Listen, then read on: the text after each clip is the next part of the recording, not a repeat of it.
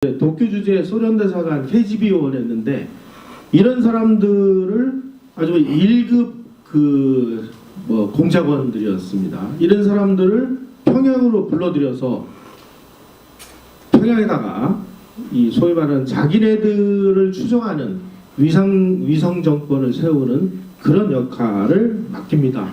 바로 이 민정관리국이라고 하는 이 단체가 소련의 그 모든 예를 들면 소련의 그 헌법 만드는 거, 그 다음에 1946년에 토지 개혁을 하거나 이런 법령들 이런 것들을 전부 소련 공산당으로부터 받아가지고 한국어를 할 줄 아는 그 고려인, 그 소련파라고 하는, 그러니까 소련에 살고 있는 한국 교민들이죠. 공산당 교육을 받은 사람들을 평양으로 불러다가 소련 공산당이 만든 그 러시아어로 된 그 법령을 한국말로 번역을 해요.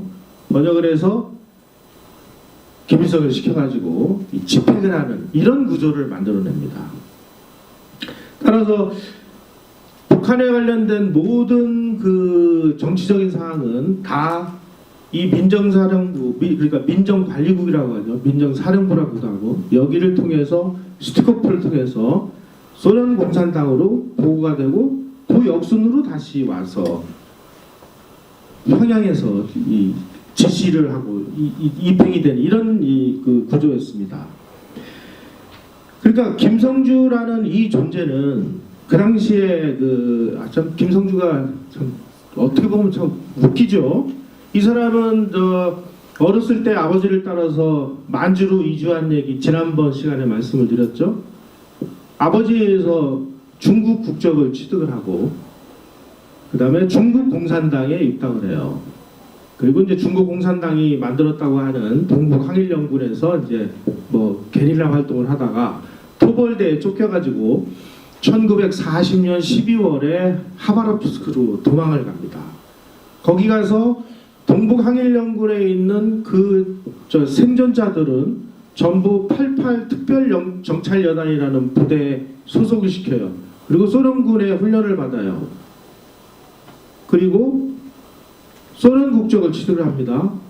그리고 소련 공산당 당적을 가지고 소련군 대위가 되고 그리고 그 소련군 대위 신분으로 북한에 귀국을 해요. 그러니까 이미 북한에 들어올 때는 이중 국적과 이중 당적을 가지고 있었습니다. 자, 그러면 지금 그 김성주는 현역 대위 신분이잖아요.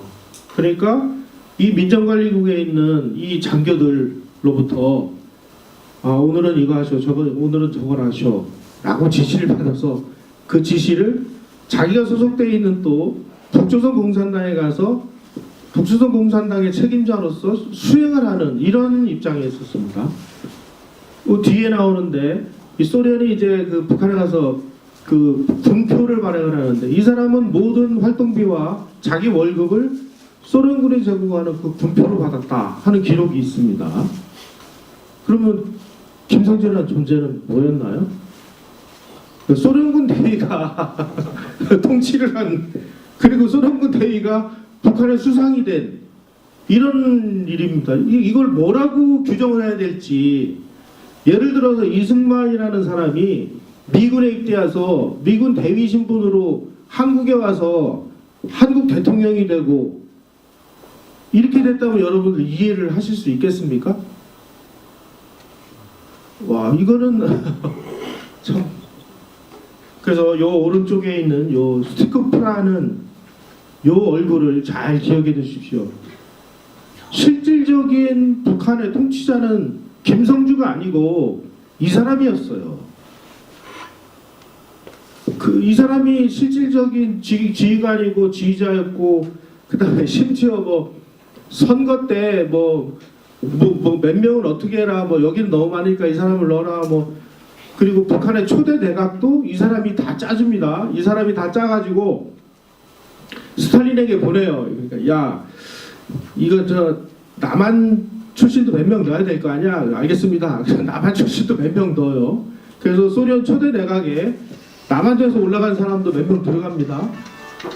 그래가지고 스탈린이 이게 다 오케이 하면 이거를 명단에 김일성한테 줘요. 그래서 김일성이 그걸 발표를 해요. 자, 그럼 이게 북한은 어떤 나라입니까, 이게? 그런 내용이 저기 적혀져 있는 게 바로 이 스티코프 비망록이에요. 그런데 우리 학자들은 이런 걸 잘 안 보더라고요. 심지어 여기도 나옵니다. 스티코프의 일기 안에 앞으로 북조선의 그 역사는 이렇게 써야 된다. 그래가지고 외세 침략, 어쩌가지고 제목을 다 짜줍니다. 제목을. 바로 이 스티코프가 짜준 이 북한의 역사라는 그 내용에 의해서 그대로 북한의 역사책이 만들어지고요. 그 역사책이 남한의 좌익들을 통해서 한국으로 들어오고 그 내용을 통해서 우리 지금 현재 중고등학교에서 쓰는 역사교과서의 상당 부분이 거의 그대로 지금 답습이 되고 있다는 사실을 우리는 어떻게 이해를 해야 되는 거죠.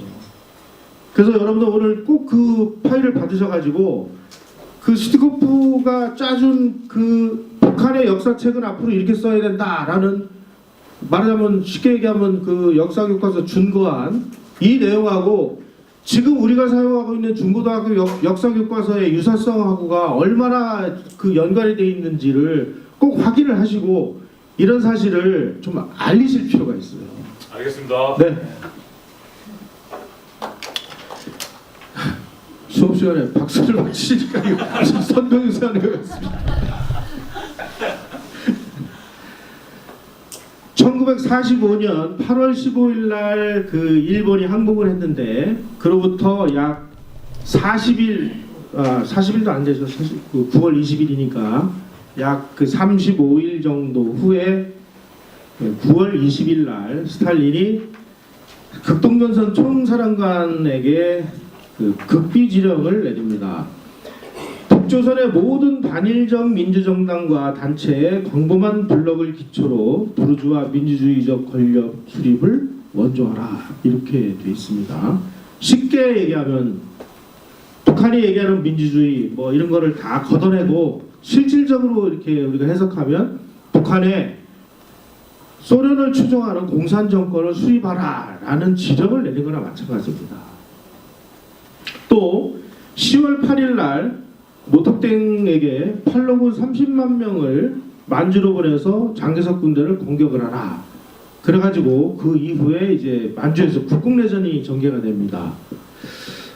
요 내용이 그 1993년 무렵에 이 내용이 밝혀졌는데 그 내용이 밝혀지기 이전까지는 갑자기 이게 1946년 2월 8일 날 북조선 임시 인민위원회가 만들어지고 막 토지개혁이 이루어지고 막 난리가 납니다. 왜 이럴까? 그걸 잘 이해를 못했는데 바로 요 내용이 밝혀지면서 이게 이래서 그 이후에 이런 일들이 벌어졌구나 하는 것이 밝혀졌습니다. 그러면 왜 하필이면 9월 20일 날 스탈린이 이런 그 지령을 내렸을까요?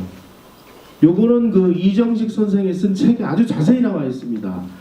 이제 그 2차 세계대전이 끝나고 나서 전승국들이 런던에 모여가지고 전승국 외상회담이라는 걸 했습니다. 그래서 이제 전쟁이 끝났으니까 이제 앞으로 전후 질서를 어떻게 할 거냐 하는 거를 이제 협의를 하는 와중에 소련은 자기네들이 이제 그 독일을 무너뜨리는데 굉장한 그 역할을 했으니까 우리에게도 전리품을 달라. 그래가지고 홋카이도를 우리에게 달라. 그리고 일본 통치하는 데 있어서 자기네들도 참여하게 해달라. 그러니까 미국이 보기에 이것들은 일주일밖에 안 싸웠잖아요. 8월 9일 날 싸우고 8월 15일 날 일본이 항복했으니까 일주일밖에 안 싸워놓고 홋카이도를 내놓고 일본의 전후 통치에 자기네들도 협조하게 달라 그러니 미국이 그걸 받아들이겠습니까? 자기네들은 4년이나 피튀게 싸웠는데 거부를 해요. 그러니까 이번에는 자기네들이 이제 지중해로 진출하기 위해서 지중해에 있는 그 트리폴리, 항구 이런 거를 우리에게 조찰해달라. 그러니까 아니 지중해는 영국의 텃밭인데 소련 함대가 지중해에서 왔다 갔다 하는 항구를 내주면 영국이 어떻게 됐습니까? 거부를 해요. 자기네들 요구사항이 여기저기서 이제 거부를 당하니까 야 정말 1억이냐? 그럼 우리는 할 게 있어. 그래가지고 자기네들이 점령한 점령지에다가 단독 공산 정권을 수립하기 위해서 이 지령을 내렸다. 이정지 선생이 그렇게 분석을 하고 있습니다. 그 이후에 아주 일련의 막 일들이 정신없이 막 일이 진행이 되기 시작합니다. 10월 14일 날 김성주 새파란 친구를 이 김일성 민족의 영명하신 지도자로 내세우지를 않나 이런 일이 벌어지는데, 이 소련군 입장에서 보니까 야 이거 누구를 내세우긴 내세워야 되겠는데 좀 쓸만한 놈 없나. 박헌영이 보니까 이거 공산주의자인 거는 같은데 이거 민족주의적인 기질이 있어서 우리 말 잘 안 들을 가능성도 있고, 그러니 우리 말 잘 들을 수 있는 대리인을 누구를 찾아보자. 찾아보니까 김성주라는 친구가 있는 거예요. 88 정찰여단에. 그래서 소련군정 사령부가 첩보국 특수선동부 이런 쪽에서 김성주의 중국 공산당 입당 활동 시기 빨사운동 조사한 건 지난 시간에 말씀을 드렸죠. 그래가지고 이제 이 사람이 이제 쓸만하니까 이 사람을 내세우자. 그런데 이걸 어떻게 믿냐? 그러니 스탈린이 직접 면접을 보자. 그래가지고 9월 초에 1945년 9월 초 김성주가 9월 19일 날 원사랑에 도착하기 약 3주 전에 스탈린을